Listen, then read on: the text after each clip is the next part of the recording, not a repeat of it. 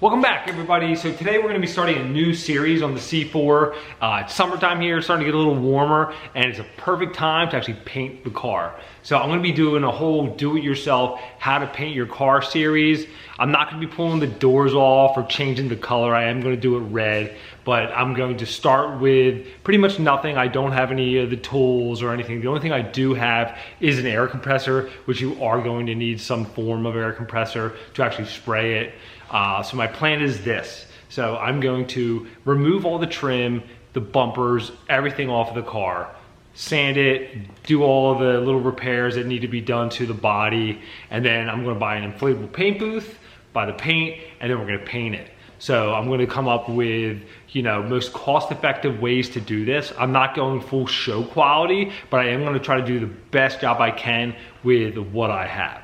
So just a little history. I grew up in the paint and body industry. My father was a head painter at a really big body shop, and he always did stuff on the side. So when I was young, I'd always do paint and body work, which made me not get into it. It's just one of those things where I got more into the mechanical side of cars than the whole paint and body side. I just never really had the skill for it. But I think for the channel, doing this will be really good experience for me and also you if you wanted to go paint your car, because the reality is painting a car nowadays is very expensive. You would take this somewhere, and if you wanted a really good show quality paint job, it could cost you $30,000. Even just a basic paint job can run anywhere from $6,000 to $10,000. If you're gonna change the color, it's a whole other ball game. That's why vinyl wrapping is a great option, but even then, that can start around $4,000. So my plan is to do a really nice base coat, clear coat paint job, and try to get it at an affordable price for the most part. Obviously, the labor you're gonna be doing yourself, I'm gonna be doing myself. I am gonna have a little bit of help from my father's gonna come in and do a little checking of my work, because like I said, I haven't done this in years, and I wasn't always the best at it, but this car doesn't really need a lot of body work. The body on it is pretty clean. There's one spot that needs some fiberglass work on the right front fender, and that was damage that I did to it.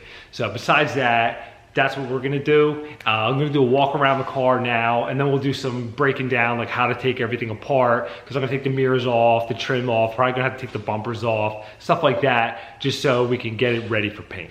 This week's video is brought to you by SeatShafts.com, manufacturer of solid stainless steel seat motor drive shafts. Save money on costly seat repairs by replacing the weaker factory shaft with an upgraded, stronger one. Custom sizes available for all makes and models: BMW, Chevy, Dodge, GMC, Mazda, Mercedes, and many more. Visit the link in the description or go to SeatShafts.com. Okay, so the paint on this car now, it was resprayed at some point. It has a single stage paint job, which is just the red paint, no clear coat. It was probably done maybe in the 90s or something like that. The paint from the factory on these cars was not that good. It had issues with the clear coat and fading, and turning colors and stuff like that. So a lot of these cars have already been repainted at some point of their life. So this car now is, as it sits, the body is clean, like I was saying, so it doesn't need a lot of work to it, because it is a low mile car. It only has 68,000 miles on it, and it was pretty much sitting inside most of its life, but there are definitely some blemishes and stuff like that. So I'll just do a quick walk around so I can show you what I'm starting out with. All right, starting with the hood here, I mean, it's pretty clean. There's just some little cracks and chips and stuff like that. Front bumper, and there was something done here. I mean, it's all cracking, and the paint's all distorted there. And then the front bumper is pretty in good shape. There's no real damage to it, just normal scrapes and rock chips. And this is the main problem area that I'm gonna have to address. I'm actually gonna fiberglass this from the backside to reinforce it, because on the other side of this, I notched it out to make clearance for the air ride in my wheels. And then when I had an airline blow, the tire heated this up. So this is the only real major repair that I'm gonna have to do, which isn't bad at all.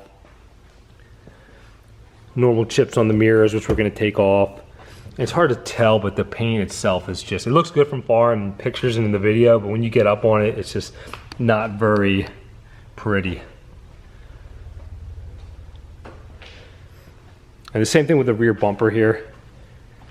It's got all sorts of little cracks and stuff like that, but the urethane itself is actually in pretty good shape. It's not distorted or anything like that. So all in all, it's a good starting point in a starting car for doing a paint job on this, so I don't have to do a ton of work to it.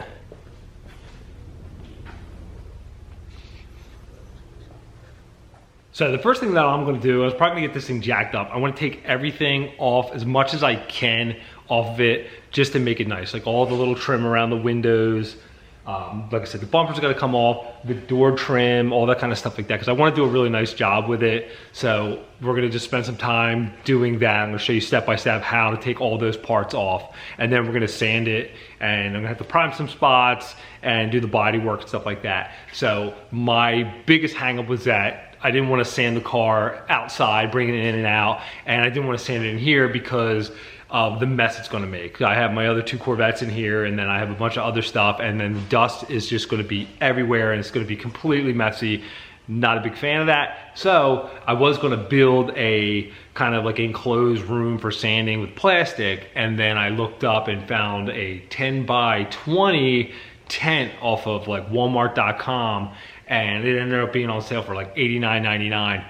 Put that thing up, and I'm gonna make that like the workstation. I'm gonna put it over there in the back and put it in there when it's ready to sand and do all the sanding and the body work to keep the dust down. Now you don't have to do that. You can sand it wherever you have to sand it. But for me, I'm just trying to keep things a little bit cleaner around here. And for $90, and it's gonna not take that long to put up, it's kind of like a no-brainer for me, and it's just gonna be able to keep the shop a lot cleaner. So that's one thing we're gonna do. And once that's done, we'll get the inflatable paint booth, blow that up, seal the car, and go over and do the paint and stuff like that, and then clear it. So they're the steps right now that we're gonna do. Like I said, so get this thing jacked up, start tearing it apart, and just go in from there.